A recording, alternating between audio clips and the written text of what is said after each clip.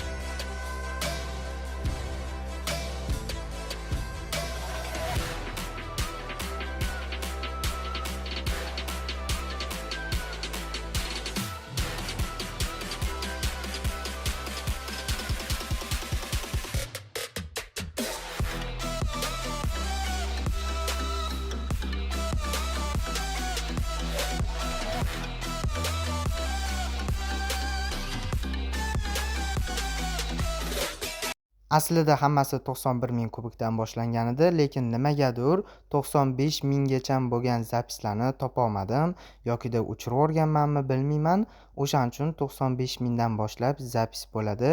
Chiroyli montaj qilib, qisqa qilib ko'rsatib o'taman.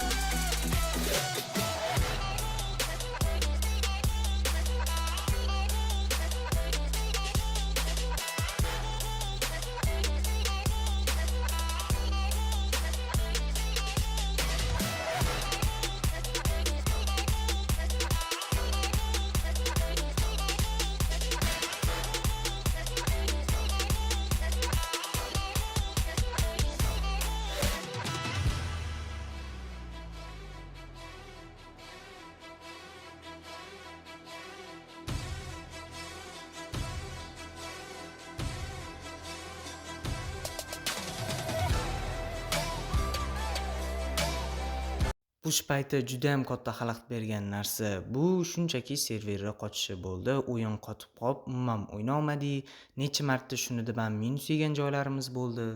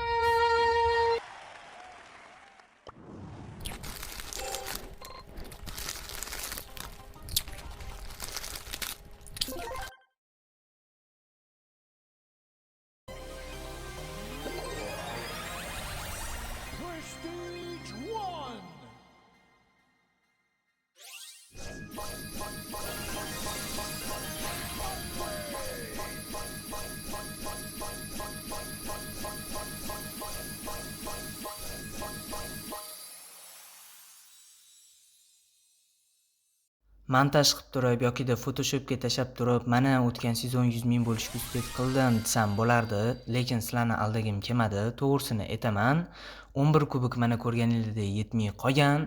Buni sababi men o'zi o'ynayotgandim. Ertalab kirib o'ynayotgandim. Oxirgi match qolganda telefonim o'chib qolgan. Screenshot ham qilishga uspet qilmaganman, hech narsa qilishga uspet qilmaganman. Uyda svet bo'lmagan, o'shaning uchun oxirgi matchni o'yna olmaganman. Atak bitta dona o'yin qolib ketdi 100 ming bo'lishimga.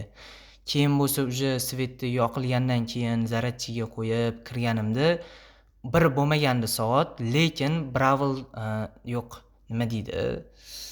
Texnический перерыв boshlanib bo'lganda o'yinga kira olmadim o'shaning uchun.